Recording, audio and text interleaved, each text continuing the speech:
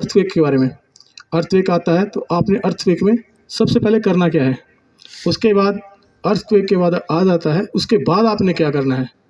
आपने first aid किसी को कैसे देनी है, आपने डॉक्टर नहीं बनना, सिर्फ क्या देनी है फर्स्ट एड, ताकि उसको हॉस्पिटल तक सुरक्षित पहुंचा दिया जाए।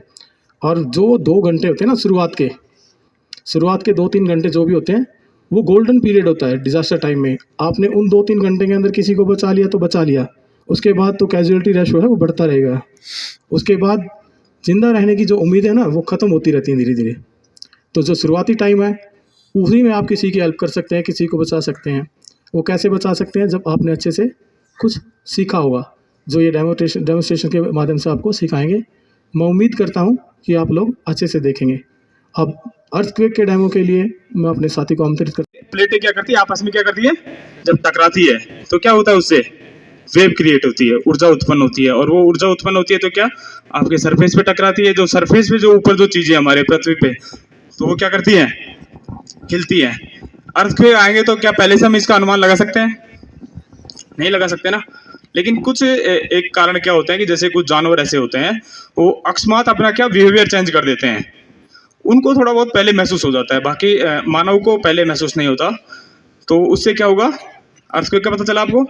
अर्थक्वेक क्या है, जैसे हमारा जो हिमालयन क्षेत्र है, हमारे जो भूमध्य प्लेटीय पेटी है, भूमध्य सागरीय पेटी, या फिर जो यूरेशियन प्लेट के आपस में टकराने से हमारा जो क्षेत्र है हिमालयन क्षेत्र, या जो नेपाल का जो इलाका है उसमें वहाँ पे क्या होता है, वो उसका सेंटर होता है। तब जाके हमारे यहाँ पे क्या होता है, भूकंप आने की संभावना रहती है। तो उस पेटी के टकराने से क्या होता है कि जो हमारे जो हिमालयन क्षेत्र है या माउंट एवरेस्ट जो क्षेत्र है उसकी एक बार जब साल भर में क्या होता है कि लगभग 2.5 सेंटीमीटर एक बार जो माउंट एवरेस्ट पर्वत हो क्या होता है, अपनी हाइट बढ़ा लेता है। पहले आप लोगों ने देखा होगा कि जो माउंट एवरेस्ट पर्वत की जो हाइट हम पढ़ते थे 8,848 मीटर पढ़ते थे, लेकिन आजकल शायद 8,850 कुछ ऐसे पढ़ रहे हैं।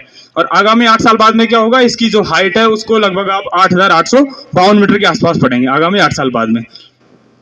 तो अर्थक्वेक के दौरान सबसे पहले अगर अर्थक्वेक आया है हमारे इलाके में तो हमने करना क्या है, जैसे क्या होता है, जैसे अर्थक्वेक आया तो हम स्कूल में क्या करते हैं, अपना जब आपका जब पीरियड चेंज होता है तो क्या करते हो, आप अलार्म बजाते हो, जो घंटी बजाते हो ना। ऐसे ही क्या होना चाहिए, आपके पास सिग्नल सिस्टम होना चाहिए। जैसे अर्थक्वेक आया तो आपका जो डिजास्टर मैनेजमेंट कमेटी आपकी स्कूल की जो टीम है वो क्या करेगी, जैसे अर्थक्वेक आपको महसूस होता है तो आपने क्या करना है, पहले अलार्म बजाना है। क्या करना है, अलार्म बजाना है। तो अलार्म जब बजाओगे तो आप क्या करोगे, जैसे अलार्म बजाया, अर्थक्वेक में क्या बताते हैं कि जहां आप हो, जिस जगह पे हो वहीं पे रुक जाओ। आप बाहर हो तो बाहर रुक जाओ, अंदर है तो अंदर रहो। आपने मूवमेंट नहीं करनी है उस दौरान। मूवमेंट करोगे तो क्या होगा, भगदड़ मचेगी, क्योंकि सब लोग निकलने की सोचेंगे तो भगदड़ मचेंगी। उसमें क्या है कि आपके जो अर्थक्वेक का जो है खतरा है वो ज़्यादा बढ़ जाएगा। तो आपने सबसे पहले क्या करना है, जैसे आपका अलार्म बजेगा तो सबसे पहले आपने क्या करना है, जहाँ पे भी हो वहीं बैठ जाना है। फिर हमारे एक ड्रिल है कि आप सबसे पहले वहाँ हो, वहाँ बैठ गए, उसके बाद में आप जैसे क्लासरूम में हो तो आप क्या करोगे, सबसे पहले हम डिस्चार्ज की कार्रवाई करते हैं, ड्रॉप करते हैं, होल्ड करते हैं और कवर करते हैं। तो ड्रॉप कर रहे हो, ड्रॉप का मतलब क्या हुआ कि आप जिस क्लास में हो सबसे पहले वहीं पे क्या हो गए, बैठ गए। फिर आपने होल्ड करना है।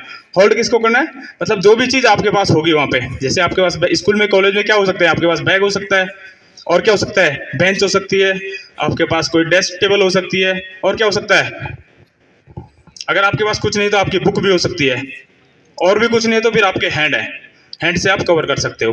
वो कैसे कवर करेंगे अभी मेरे साथियों द्वारा इसका बताया जाएगा।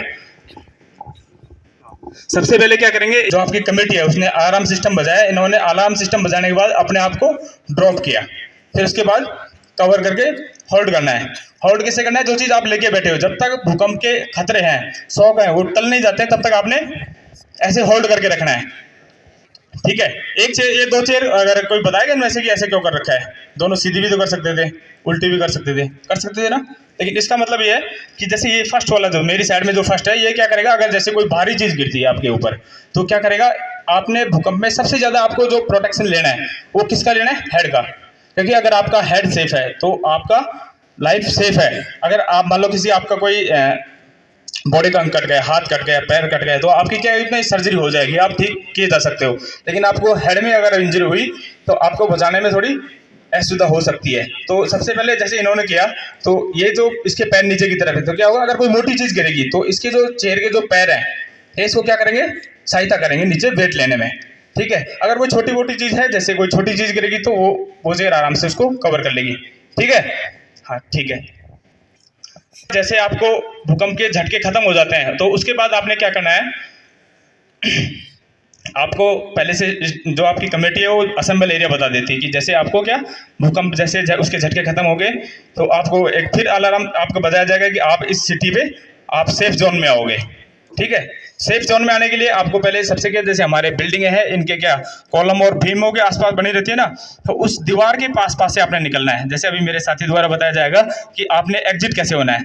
सबसे पहले आप दीवार के पास जाओगे, जहाँ भी क्लास में दीवार के पास से आपने गेट की तरफ निकलना है। जैसे उन्होंने क्या किया, अब अपने जो हैंड है उसके अपने हेड को प्रोटेक्ट किया है कि अगर फिर भी अगर, क्योंकि एक बार भूकंप का ऐसा नहीं है कि झटके खत्म हो गए तो बाद में भी उसके झटके आ सकते हैं ना, तो उसमें क्या है कि आपको फिर भी अगर क्योंकि कोई चीज़ मान लो लटकी हुई चीज़ है वो गिरे ना, या गिरे तो फिर आपको हेड को बचा सके आपके हाथों द्वारा, ठीक है। खड़े हो जाओ। इसके बाद में क्या करना है, खड़े हो गए, बाद में आपकी जो क्लास आप असेंबल एरिया में आओगे जहाँ पे सेफ जोन है उसमें आपके क्लास वाइज अटेंडेंस लगती है, ठीक है।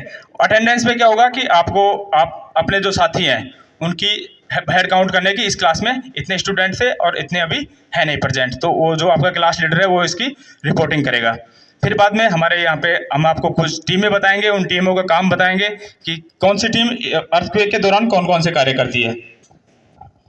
जैसे सबसे पहले क्या करेंगे, जो भी आपका कोलैप्स स्ट्रक्चर है, आपकी बिल्डिंग ध्वस्त हुई है, उस इलाके में क्या करेंगे, जो हमारी साइट सेफ्टी टीम है, साइट सिक्योरिटी टीम है, ये क्या करेगी, जो आपका जो ध्वस्त स्ट्रक्चर है उसको चारों तरफ से क्या करेगी, कवर कर लेगी, घेर लेगी, जो कि जो बाहर के जो व्यक्ति है वो अंदर ना आए। क्योंकि जो मान लो कहीं पे बिल्डिंग में कुछ ऐसा हुआ है तो उनके जो पेरेंट्स लोग हैं वो काफ़ी यहाँ पे आके शोर शराबा करेंगे या फिर अंदर जाने की कोशिश करेंगे, तो उनसे उनको बचाना है। तो सबसे पहले साइट सिक्योरिटी टीम है, ये टीम क्या करेगी, जो भी कोलैप्स स्ट्रक्चर है उसको चारों तरफ से घेर लेगी और जो भी जैसे इसकी लाइट का कनेक्शन है उसको काटेगी, अगर कोई गैस का कनेक्शन कॉलेज में है तो उसको काटेगी और पानी का कोई कनेक्शन उसको दूर करेगी, क्योंकि अगर बाद में कोई टीम काम करेगी तो उसको उससे असुविधा ना हो।